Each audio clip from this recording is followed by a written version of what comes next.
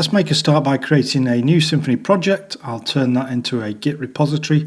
I'll push the repository to GitHub, and then I'll show you how you can fork that repository and how you can make pull requests so that you can start to contribute should you wish. We'll also have a look at issues, how you can open issues, and maybe I'll open a couple of project issues just to get people started if they want to start contributing straight away. Choose high definition for the best viewing experience, and if you'd like to join a growing group of software developers and take your skills to a new level, all you need to do is subscribe, click the little notification icon, and welcome. I'll create a new Symfony project with Symfony new, and we'll call it Async Symfony.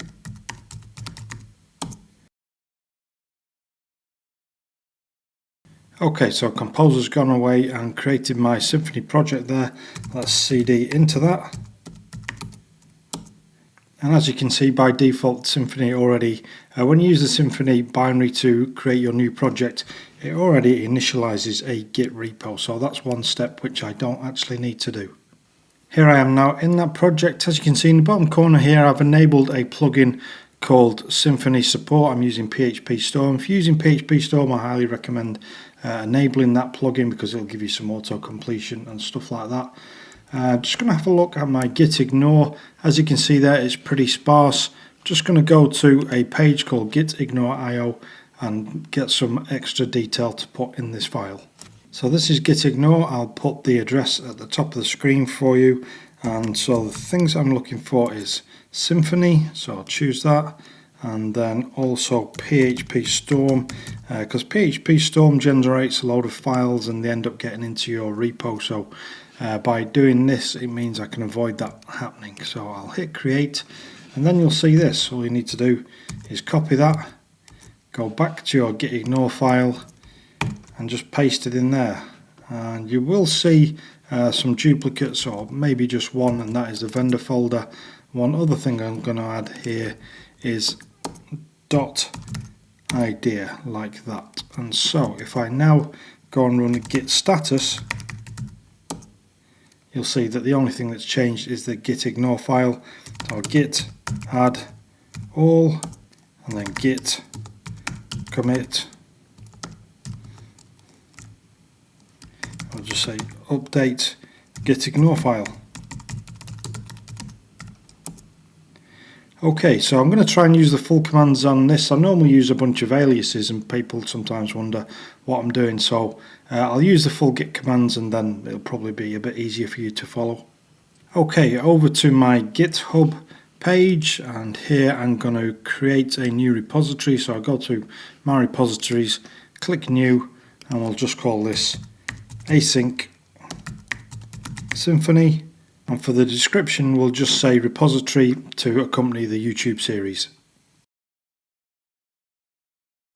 Okay, and so I'll scroll down here. I'll just leave all the rest of the defaults and click create repository.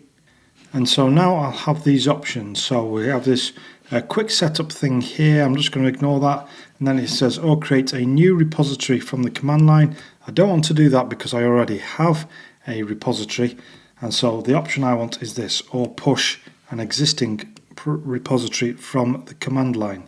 So what it does is it adds this as the remote origin, sets the project main branch, and then pushes to the upstream main branch.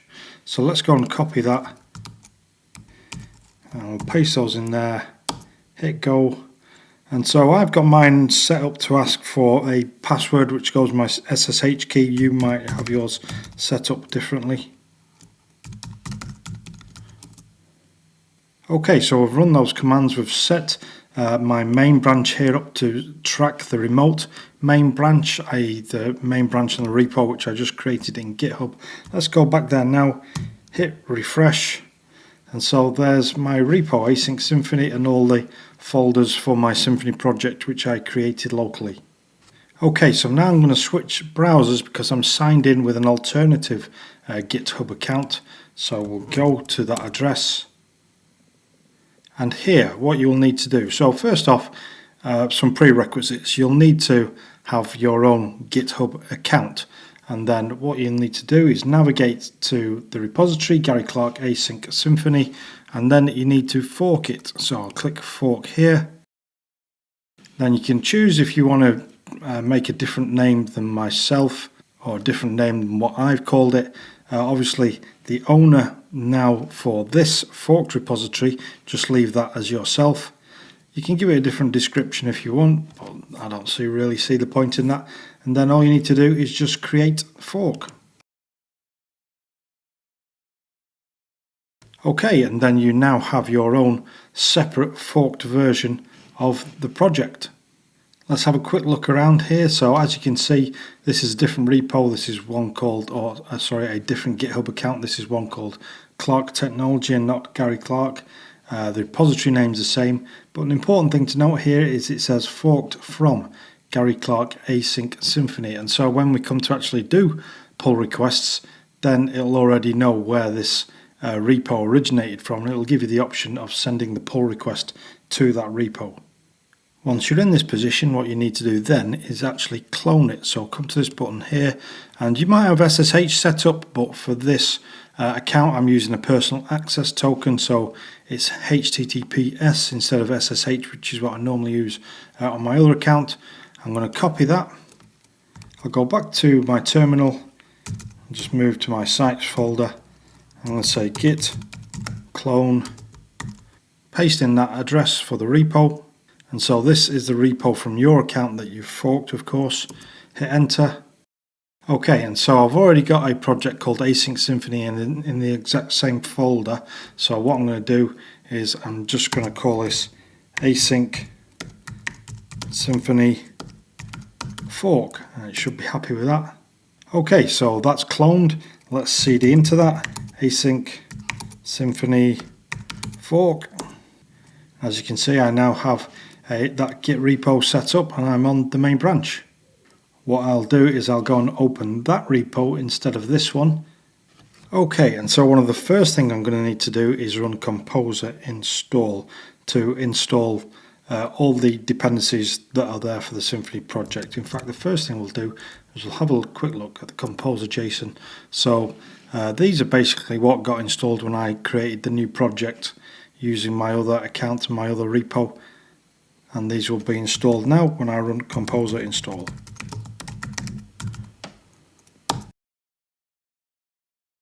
Okay, that's everything installed, so this project is now ready for me to work on. So let's add a bit of code. We'll push that back up to the fork to remote, and then we'll create a pull request.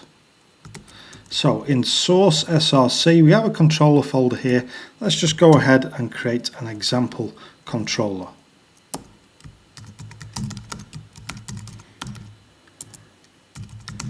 Of course, I'm not going to keep this in the main project, but it's just to show you how you can create a pull request. So we've created a controller called example controller, and we'll extend abstract controller. Okay, let's go and do a git status.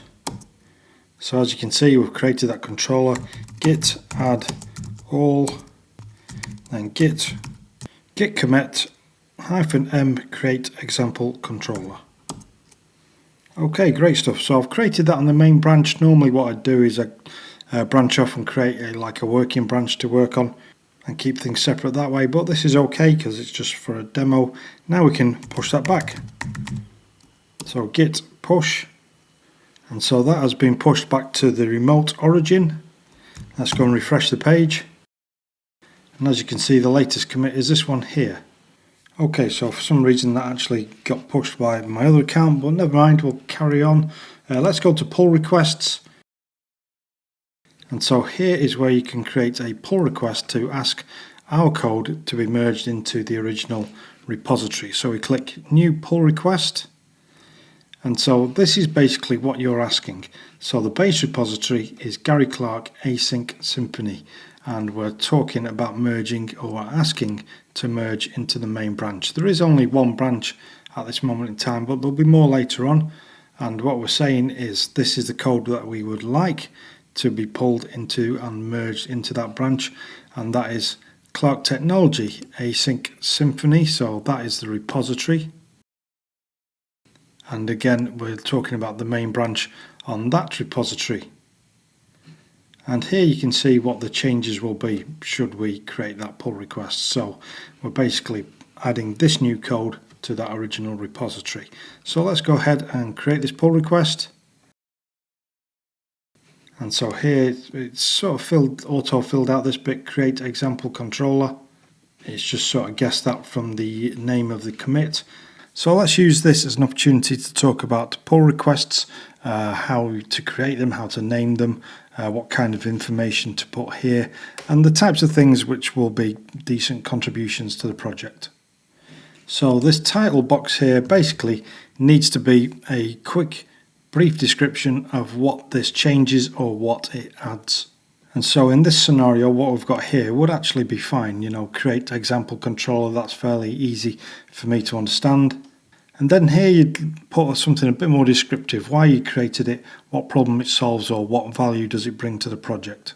If it does a number of things, or if there are a number of changes, then you can add them as a list. So this, that, other, just anything which makes it easy to follow and easy to understand, what you're proposing and what your code will do. And so here I've just said created example controller in order to handle examples. And if you are adding lists and little things like this, bits of code, then you can just click preview and see what it'll look like. Now let's talk about the types of things which will be good for this project. So ideally things would be small improvements on code which I might not have considered. These are the kind of comments that I get the most. Any features of the Symfony framework which I may have overlooked. Any bug fixes would be great. Improvements to documentation which might help others, and we'll touch on that in a minute when we go and create our first issue. And anything to do with the tech that we're going to use, i.e. or for example Messenger or MongoDB, object document models, things like that, where your knowledge might be better than mine, that would be appreciated also. There's only a couple of things which I can say that I'm definitely not looking for. I don't want to be adding non-Symfony third-party packages, and I don't want to be repurposing the project to do the next latest greatest thing. Let's stay fairly focused with this. And another thing I'll say is I don't want to be adding anything which is too complex in comparison with the code that I'm writing, because I've actually then got to go and explain all these new changes to other people that might not be at the same level as yourself. One other thing which I suppose I should mention regarding pull requests is that this is obviously a learning project. It's something which I'm presenting on YouTube, so if you do submit code, there's every chance that that might feature in the video while I review it, or if I pull it into the project, while I show it to other people to explain it.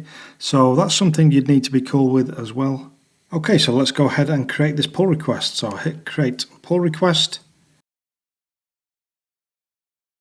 And that has been successfully created. And then back in the original repo, if I click on pull requests, I can see here that someone has created a pull request. Let's click on this, and there we have the details. What might happen is you might create a pull request, and I might just have a look at it and ask you to make changes or leave comments or something like that. So here I can go and look what changes have been made, have a quick review of this, and then I might send something back. So here I can say like request changes. It could be anything really, but if I'm sending back something that says request changes, it means, yep, your code looks good, but I'd just like to make these changes and then we'll merge it in. That's all I'm doing there really. So here, for example, I'll say, please remove extends abstract controller. So I'm saying I don't want you to extend abstract controller. Submit review. Okay, and then back in the account where I created this fork, I can see I've got this comment here, please remove extends abstract controller. So I can go back to the code. I can remove that. Git add all, git commit, remove extends abstract controller, git push. And so that's gone back. As you can see, here's that commit. If we go back to the original repo, and so that's where I left the comment, please remove extends abstract controller. We see we've got another commit here. Let's have a quick look at this. Okay, so extends abstract controller has been removed. I can go to review changes and I'll just approve that. Just say thanks. and then I can merge it, and when I click merge here, it means that your code will then get merged into my main branch, and now you're part of the project. And the project now has 2 participants. And if we go and actually look at the repo and have a look in source, as you can see, that control has been added. It's now part of the codebase. As well as creating pull requests, you can also create issues should you wish. And what I'll do is, back in the Gary Clarke async Symfony repo, what I'll do is I'll open an issue to get us started. So you click on issues, click new issue, and I'll just say add readme.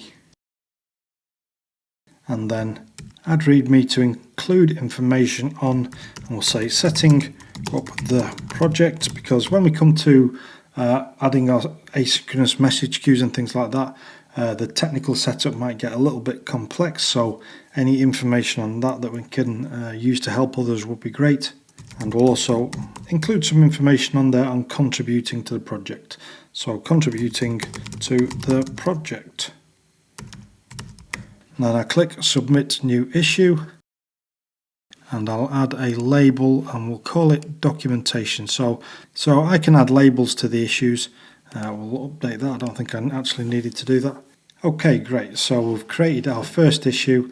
We've labeled it as documentation, and so there's an opportunity for someone to make a start. If you're better at Markdown than me, just create a README which explains how to set up the project and how to contribute to the project. And that'll stay as a live document, and as we update the project, as the setup becomes a bit more complex, then as a team we can update the documentation.